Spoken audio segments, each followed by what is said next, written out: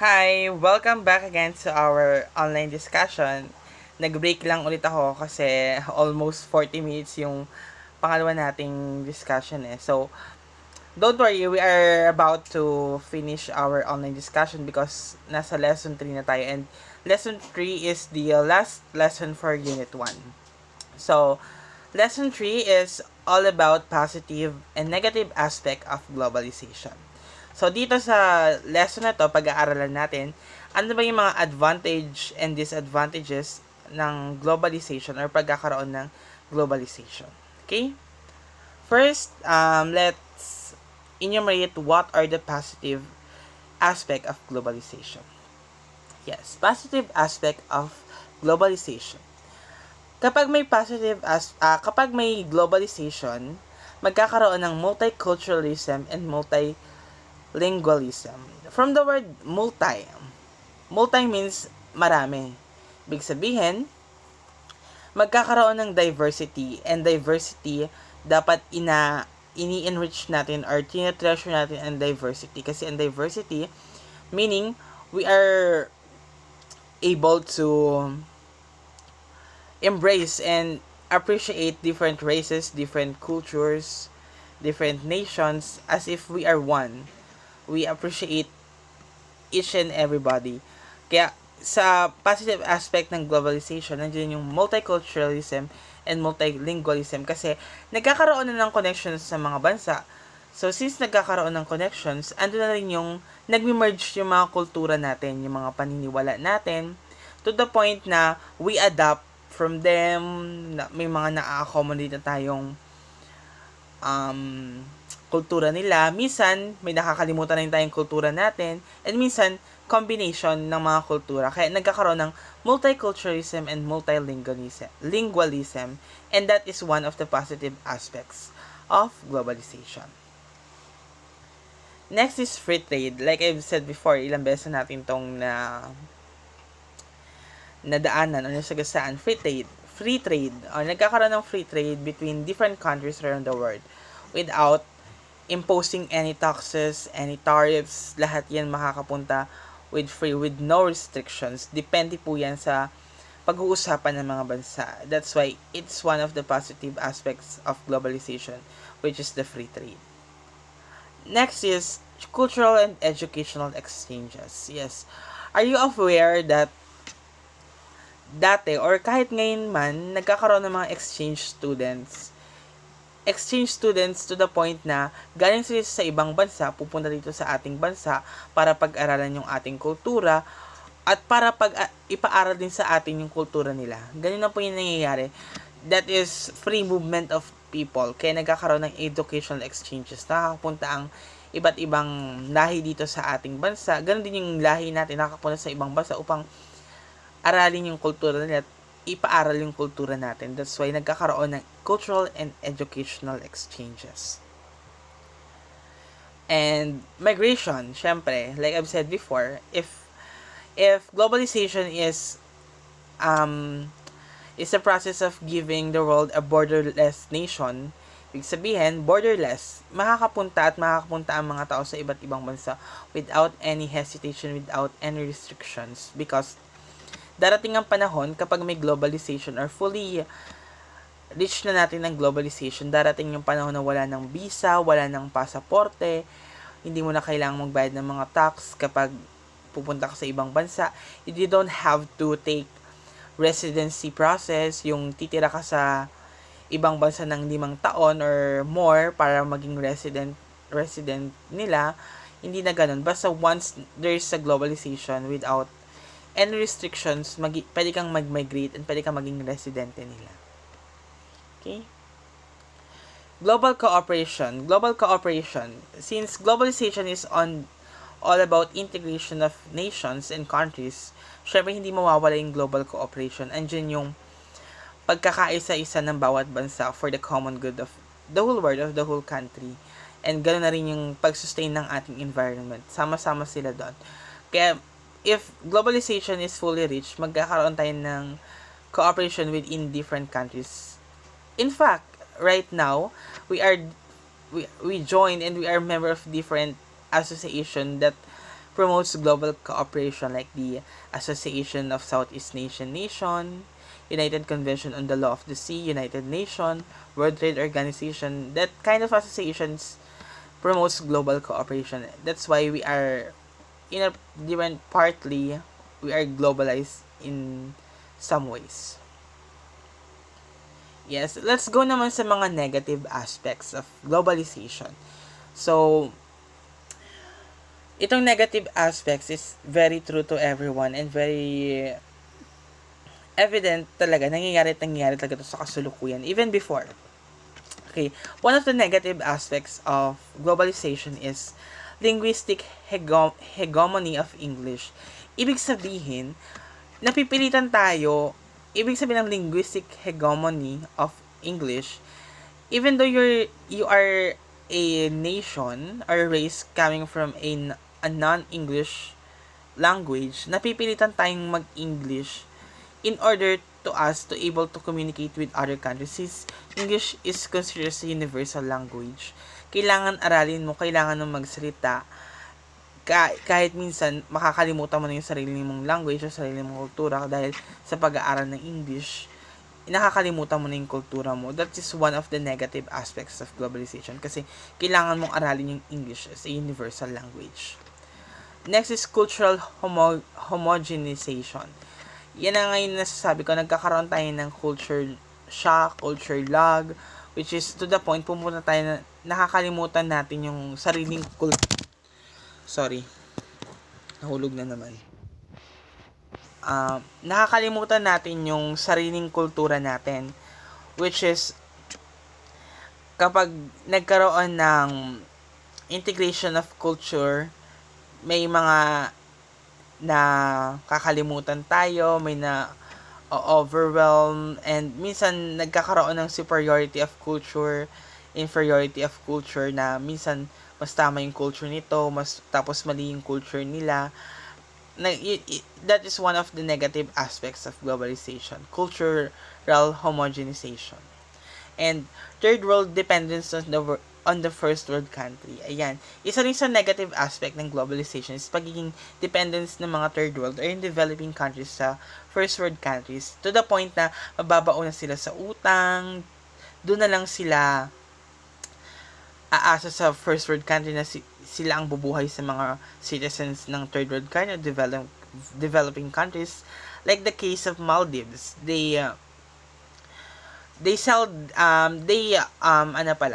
meron silang malaking utang sa China. So, yung incapacity nila to pay their debt to China, ang ginawa ng China, kinuha nila yung 1/4 territorial land ng Maldives dahil nga wala yung ipambayad ng Maldives because Maldives is a small country, one of the smallest country in the world.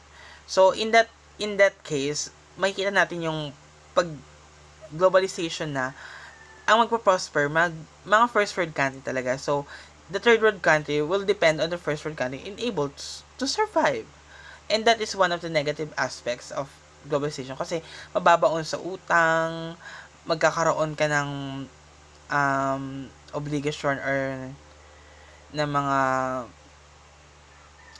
let's say, mga utang na loob ba sa mga first world country to the point na darating yung araw na kailangan mong i-surrender yung iba mong land sa kanila. That is why globalization has its own negative aspects. When it comes to tax injustice in the point that hindi man siya particularly sa trade, sa mga goods and services, yung mga tax and injustice sa mga ibang processes or systems. When it comes to globalization, nagkakaroon ng tax injustice kasi kung sino pa yung mga mahihirap na countries, yung pa yung malalaki ang tax. Well, the first world country, hindi naman ganun kalaki ang tax. That's why nagkakaroon ng tax injustice. Mas malaki yung binabayaran ng mga third world country kaysa sa mga first world country. Lastly but not the least, we have to address this every time, yung racism and anti-migrant sentiment. Kasi racism, kapag may globalization, very evident na ang racism.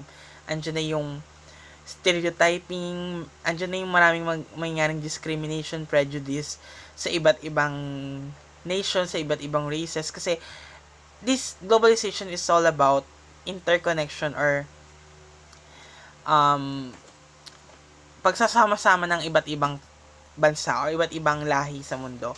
And we all know, hindi naman lahat ng orientation ng tao is maging non-discriminator or maging pantay-pantay lang. Hindi may iwasan ang racism dyan, especially those who are Asian, those who are mga Black Americans. Sila yung usually or commonly nagkakaranas ng discrimination, especially racism. Marami kasing stereotyping na mangyayari kapag nagkaroon ng integration ng mga countries. Maraming prejudice na mangyayari or maraming magiging prejudice. When it comes to anti-migrant sentiment, marami din yung mga tao. For example, magmamigrate ka ng Australia, yung mga tao sa Australia, aayaw sila kasi bakit itong mga to dito pa mag-aano kaysa do sa mga talagang nandun. Parang ayaw nilang magpa-migrate or ayaw nilang papasukan ng ibang tao yung bansa nila. Yun yung kaya nagkaroon ng anti-migrant sentiment. Yun yung magiging case or magiging negative aspects ng globalization.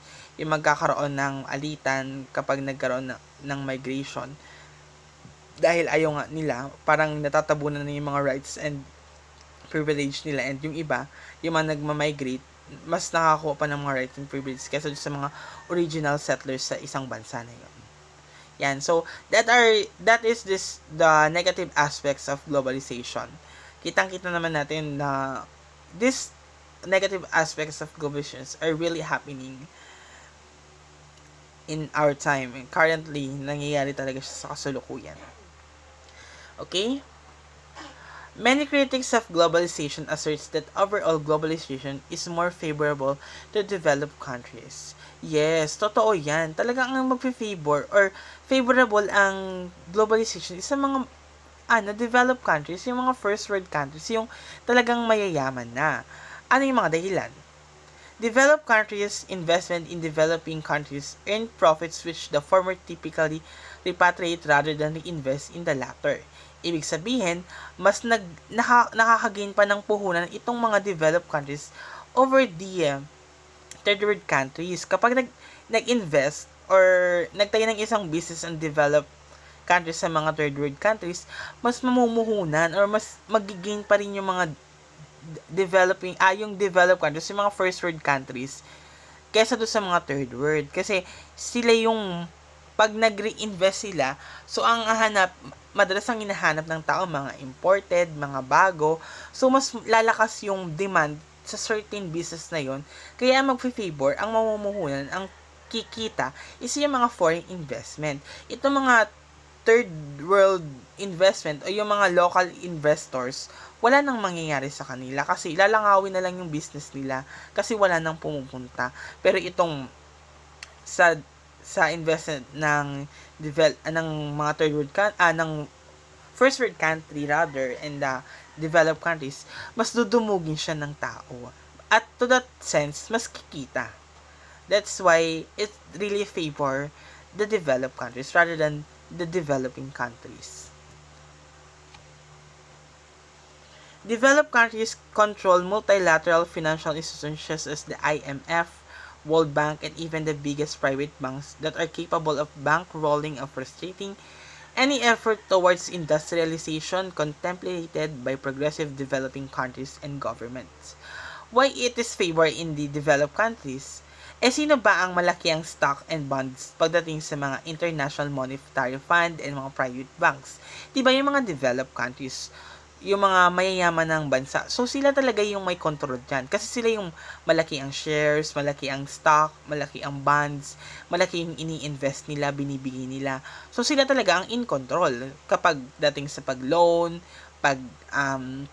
pag-utang ng iba't ibang bansa, sila yung nagmamanage, sila yung nagko-control. That is why it is favor pa rin sa mga developed countries. Third, technology transfer on a massive scale seldom happens Sorry. Again, technology transfer on a massive scale seldom happens. Hence, developed countries tend to retain a monopoly on innovations vital to the growth of manufacturing sector. Ibig sabihin, yung technology, andun yung massive transformation niya. Nakakatulong ang technology, especially sa mga developed countries, para mas ma-retain yung monopoly. What is the meaning of monopoly? Monopoly is, let's say for example, may isang produkto. Ikaw lang yung nagtitinda nun. Monopoly yun. Dahil sa'yo lang bibiling tao. Ibig sabihin, one seller, many buyer. So, ikaw lang meron ng produkto yun, kaya sa'yo lang bibili. Kaya, through the technology, nakakatulong pa yun upang ma-promote ang monopoly ng mga developed countries. In that sense, kikita pa rin ang mga developed countries kasi sila lang yung may ganong product, sila lang yung may ganong services. Kaya, sa kanila bibili ang tao, tapos ginamit mo pa ng technology, so, sa'yo talaga bibili. So, sino pa rin kikita? Developed countries, yung mga mayayaman na. So, mas favor pa rin ang globalization sa mga mayayaman na bansa. Next, the bulk price of the developing countries' main export, the raw materials, and the semi-manufactured good, is lower than the bulk price of their typical imports from developed countries, technology, machineries, and high-value products. Ayan, nandyan na po. Tayo kasi, mga developing countries, especially the Philippines and other Asian countries, tayo yung kuhaan ng developed countries ng raw materials. At itong mga raw materials na ito, na dapat ay mas mahal pa, or sabihin natin kasi sa atin galing raw materials, without the raw materials, hindi ka rin makakagawa ng panibagong products. So, ang nangyayari kasi, yung raw materials na binebenta natin, ini-import natin, is mabababa pa kaysa dun sa mga napuproduce ng mga developed countries. Mababa yung bayad nila sa raw materials natin. Well, dun sa mga technology, machineries, ng mga developed country, mas mahal pa. So, sino pa rin magigain? Developed countries pa rin. Kasi yung kanila, ang mamahal. Pero yung sa atin, mura lang. Kaya ang magigain pa rin, yung developed countries. That is a sad reality for real. Next, the migration of workers and professionals from developing countries to the developed depletes the former's human resource which they need to free themselves from poverty and dependency. So, may mga tao, especially the professionals, the workers, nagmamigrate sila sa ibang bansa kasi mas maganda yung standard of living doon. Mas maganda ang lifestyle. So, ang mangyayari, kapag umaalis naman sila kasi they need to free themselves from poverty and dependency.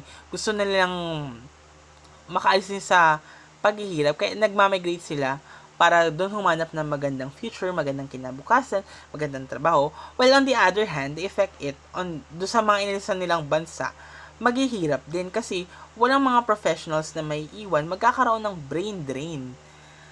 Brain drain is yung pagkawala ng mga professionals sa ibang bansa. Sabihin, sino lang magtuturo, sino lang magmanage, kung lahat ng professionals magmamigrate sa ibang bansa, edi wala din. Sino pa rin magigain? Ang magigain pa rin, yung mga kung saan sila nag-migrate, which is the developed countries. Siyempre, kung magmamigrate ka sa developed countries na, doon sa mayayaman na, so sila pa rin yung magigain. That is sad reality, but it's true, na ang magigain talaga sa globalization is the developed countries at all. Source number 6. The education system of developing countries is aligned with the needs of developed capital-rich countries, which also typical destinations of migrant worker for the developing nations. Yan.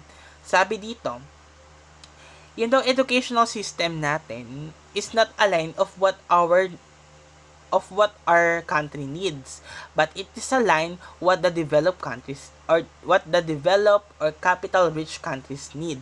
Ibig sabihin, imbis na ang education natin ay ifo-focus natin kung ano ba yung pangangailangan ng bansa natin para umunlad at mag-prosper, hindi yun ang nangyayari. Ang nangyayari, ang educational system natin ay align kung anong kailangan ng developed country. Kung anong kailangan sa ibang bansa, sa mga mayayaman na bansa, doon nila inaalign yung ating edukasyon.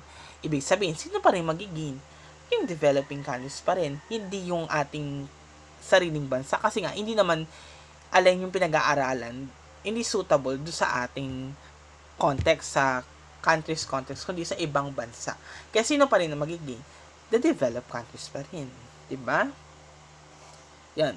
So, class, before I end my discussion, kasi this is the last slide, I hope you learn a lot on the different positive and negative aspects of globalization. As we can see, things are imbalanced if we didn't see the different perspective. So, dito pinakita ko sa inyo kung ano ba yung positive and negative aspect of globalization para malaman nyo na globalization is not always good all the time. It affects the people unevenly and differently. Ibig sabihin, depende yan sa stato ng buhay. Depende yan sa stato ng bansa mo. Depende yan sa stato mo sa isang society. As we can see, uneven siya sa mga third world countries. But favorable siya sa mga developed countries. Which is true.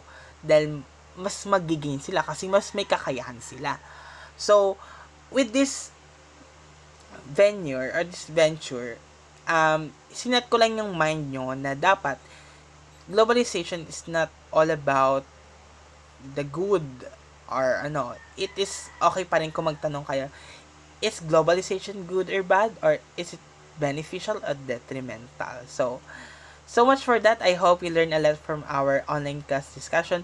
I hope makatulong to para mas maintindihan yung ating Unit 1. Dahil alam ko naman na mahirap na babasahin nyo lang without explanation. Mahirap talaga. So, I did this video to address those problems and concerns. And last reminder for you na ito pong contemporary word, kahit GE siya or General Education and hindi nyo siya major, kailangan nyo po siya in the near future.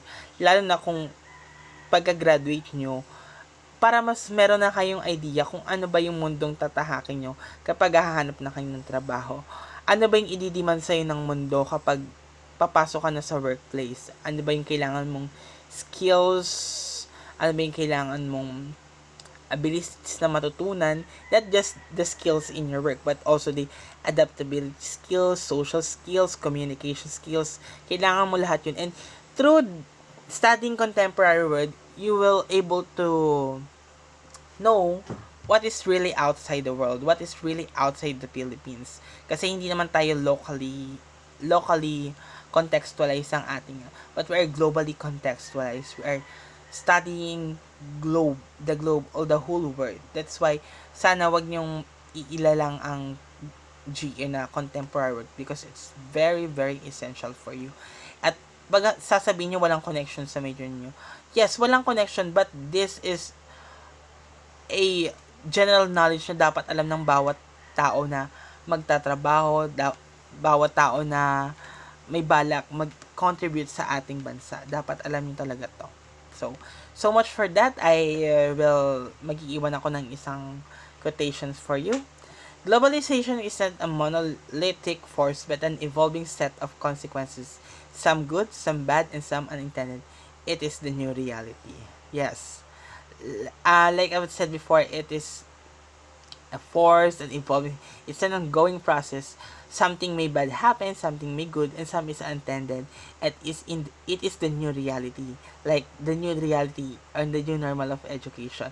Ganyan lang po. Hindi po natin expected or hindi po natin alam kung ano pang darating sa susunod na panahon. But what we are sure is we are able to adapt and adjust to what the world gives to us. For that, I am ending my online test discussion. I hope you learn well and internalize all the informations and ideas that I shared to you. And I hope sana nakatulong tong video na ito na mas maintindihan nyo palalo yung ating lesson.